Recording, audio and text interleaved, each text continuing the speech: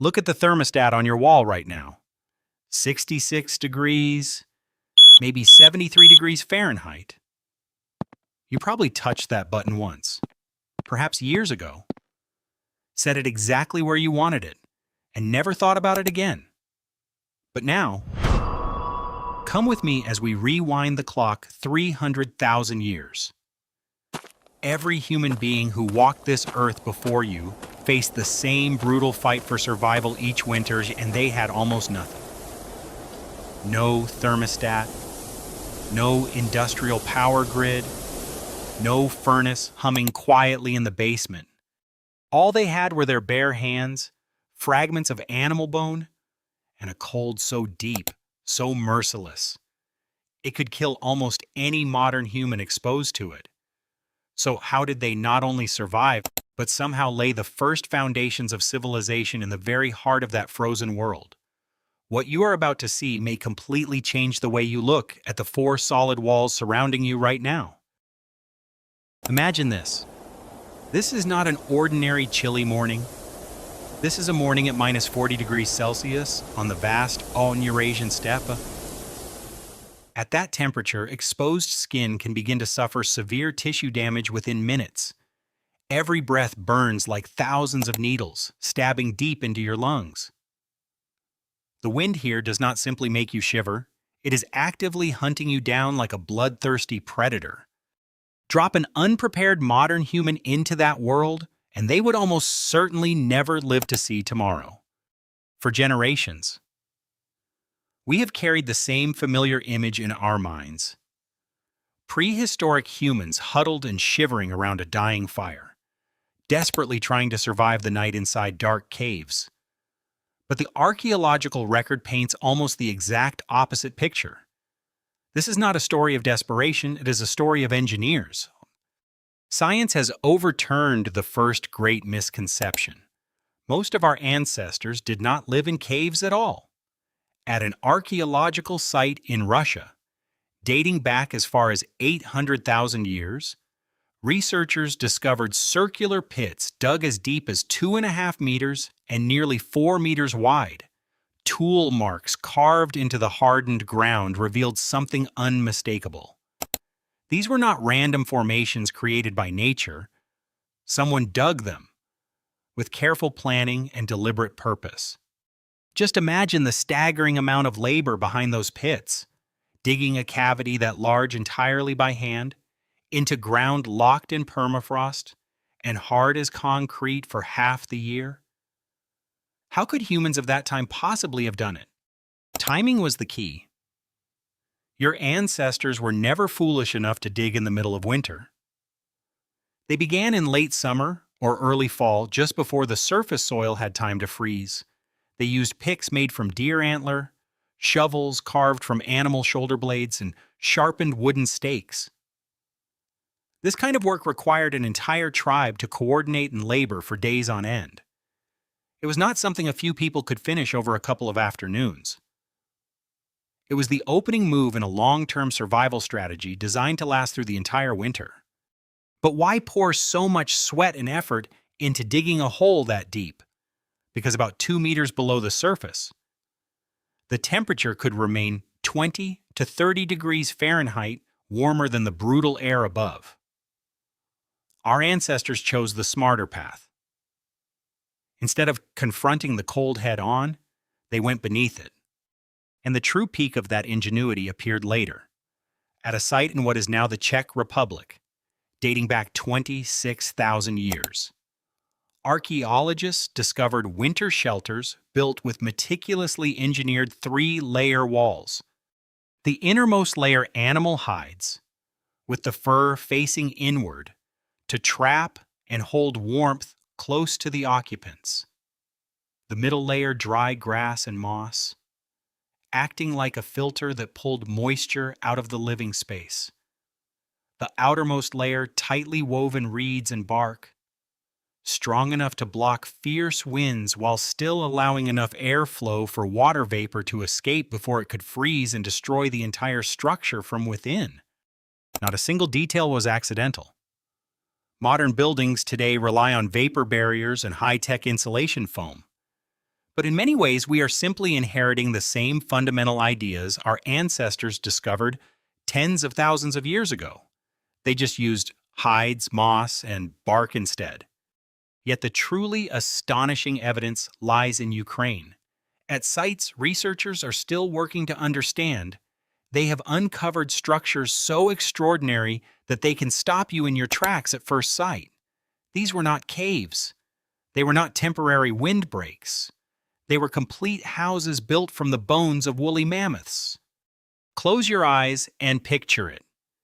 Enormous mammoth skulls, each weighing nearly 100 kilograms, stacked securely to form the foundation of the house. Great curving tusks carefully arranged to create the framework of a domed roof. Hundreds of smaller bones packed tightly into every gap to reinforce the structure. Then the entire frame was covered with multiple layers of carefully stitched mammoth hides, fitted tightly enough to block the screaming wind, and sloped perfectly so snow could not build up, but would simply slide back down to the ground. But before you assume those bones were simply lying around waiting to be picked up, stop for a moment. A single house like this could require material from 15 to 20 mammoths, an almost unimaginable number. Our ancestors may not have hunted them one by one in endless succession. Instead, they may have collected bones from natural mammoth graveyards, places where entire herds had died from disasters, disease, or other causes over many generations. But alongside that, archaeology has also uncovered undeniable evidence of deliberate hunting. Humans worked together, using primitive stone-tipped spears to bring down some of the largest and most dangerous beasts on the steppe. Every warm winter night spent inside one of those mammoth bone houses had, in reality, been purchased at an extraordinary cost.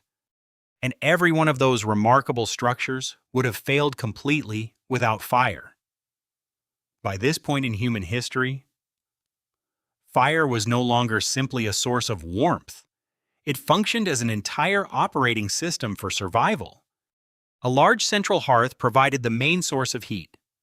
Around it, smaller fires were carefully positioned to create separate warm zones for specific tasks. One area for preparing food, another for sharpening and crafting tools. Children and the elderly were always given the warmest places. This layout was not random. It had been carefully planned and prepared in advance.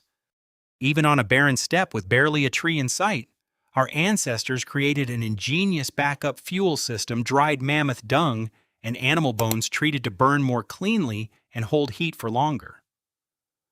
They did not simply throw whatever they could find into the fire. They selected and managed different fuels to produce the precise level of heat required for each task. Most remarkable of all was the ventilation system, something even modern engineers could appreciate. In a sealed shelter surrounded by extreme cold, moisture from breathing and cooking can quickly accumulate, freeze into ice, weigh down the entire structure, and eventually cause it to collapse from the inside out.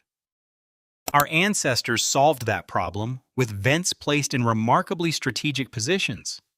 Small openings near ground level continuously drew fresh air into the shelter, while larger vents near the top of the roof allowed warm, moisture-laden air to escape before it could freeze against the walls.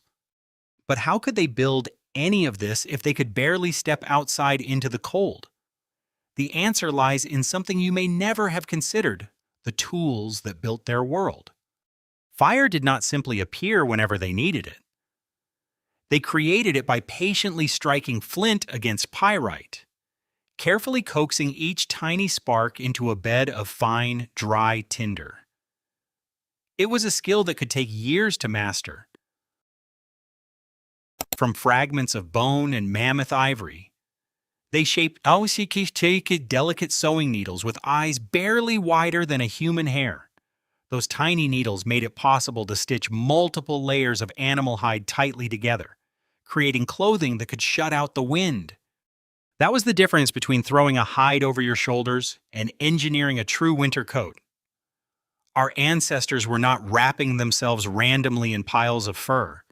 They were wearing sophisticated technology, measured, layered, fitted, and painstakingly stitched by hand. Their clothing followed the same insulation logic as their homes. Wolf fur, fox fur, and Arctic hare fur were carefully selected for their different thermal properties. The inner layers trapped body heat close to the skin, while the outer layers blocked savage winds and shed moisture before it could soak through. The same basic physics behind modern Gore-Tex jackets had already been mastered by our ancestors 25,000 years ago. There is one question you are almost certainly asking yourself. If life here was so brutally difficult, why did they not simply leave? Why not move south, toward warmer sunlight? There were two reasons. First, the warmer lands farther south were already occupied by other human groups. Migration could mean being forced into violent conflict over food and territory. Second, and most importantly, mammoths, reindeer, and wild horses. The animals that sustained them with meat, fat, hides, and bone moved in herds across these cold, open steppes. Following those animals was not stubbornness. It was the most reliable source of survival on the entire continent. Staying in that frozen world was not a failed attempt to escape. It was a calculated trade-off. They accepted the danger of extreme cold in exchange for access to some of the richest resources on the planet. So, what actually happened inside those mammoth bone houses after the sun went down? For hundreds of thousands of years, our ancestors may not have slept the way many of us do today. Their sleep could unfold in two separate phases. They would lie down after dark and sleep for around 4 hours, then wake and remain awake for 1 to 2 hours in the middle of the night before returning to sleep for another 4 hours until morning. This was never insomnia. It was an ancient human sleep pattern, documented across dozens of historical cultures around the world. In 1992, a landmark study led by psychiatrist Thomas Ware showed that when modern humans were completely removed from artificial light for a month, their bodies naturally returned to that ancient pattern of sleeping in two distinct phases. So what did our ancestors do during those waking hours in the middle of a freezing winter night?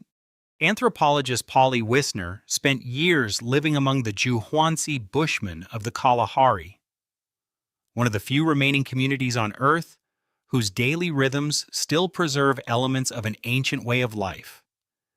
She discovered something remarkable. The way humans talk at night is fundamentally different from the way they talk during the day. During daylight hours, around 80% of conversation was practical logistics, hunting plans, and the sharing of resources. But after darkness fell and the fire came alive, 81% of the time was devoted to storytelling. The flickering campfire became humanity's first theater and its first classroom. It was in worlds like this that the famous Venus figurines and breathtaking works of cave art took shape. They were not created beneath the brilliant sunlight of summer. They were nurtured and refined by flickering firelight. Inside mammoth bone shelters. Through long months of darkness, while the frozen steppe outside remained locked in deadly cold. Alongside art, their food storage technology reached an extraordinary level of precision. In regions locked in permafrost, they dug underground chambers connected directly to their winter shelters. These short passageways functioned like perfect natural freezers, keeping meat frozen even through the most brutal storms of the year. People of that time did not have to step out into a blinding snowstorm just to find their next meal. They did not have to gamble their lives for dinner. All they had to do was walk through a short passage into a storage chamber colder than almost any refrigerator sitting in a modern kitchen today. But we need to be honest about something that videos about ancient technology often leave out. Not everyone survived the winter. Human remains from these sites reveal clear signs of severe malnutrition, while deaths among infants and the elderly reached their highest levels during the coldest months of the year. Every sophisticated system we have just explored, from hearths and underground passages to multi-layered walls, existed because they understood one brutal truth: the smallest mistake could leave someone they loved buried in the ice forever. This was never simply a makeshift way of getting through one day at a time. It was a relentless battle of intelligence and precision where the margin for error could be measured in single degrees of temperature, fought across more than 300,000 years. To build a complete mammoth bone house required roughly 2 to 3 weeks of intense labor from 8 to 10 adults. That meant construction had to begin in late summer or early fall, long before the snowstorms arrived and made outdoor work nearly impossible. Your ancestors were not passive creatures who simply endured disaster and reacted when trouble came. They were extraordinary planners, carrying an entire seasonal calendar in their minds. And whenever a shelter was damaged, which happened fairly often, repairs began immediately. Broken bones in the frame were replaced, torn hides were stitched back together, insulation was renewed. This was never something they built once and then abandoned to the elements. It was a living system, maintained continuously through sweat, vigilance, and persistence. And when the Ice Age finally came to an end, the climate warmed and forests spread across the land, and this enormous body of knowledge was gradually set aside, not because of some catastrophe, but simply because it was no longer needed. Yet today, modern engineers studying these ancient remains have been genuinely astonished. Some of the harshest cold-weather military training programs now teach shelter-building principles that eco designs used 20,000 years ago. Global disaster relief organizations also apply many of the same core principles when creating emergency shelters for extreme weather. We lost much of that knowledge, then spent roughly 100 years using modern science to rediscover it, only to realize that our ancestors had already solved many of these problems near the dawn of humanity, using little more than animal bones and crude stone tools. Now look at your thermostat one more time. The number glowing on that display represents a level of warmth your ancestors might have called a miracle. The comfort sitting at your fingertips did not simply appear. They achieved it again and again, under conditions more brutal than almost anything you can imagine. That warmth was purchased with everything they had.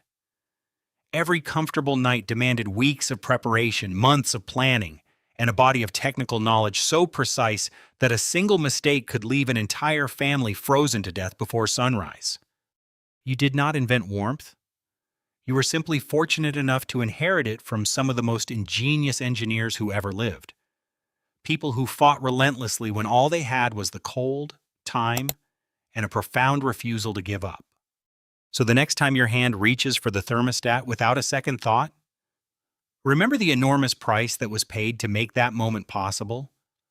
And perhaps, for the first time in your life, truly understand just how rare and how precious it is to live in warmth.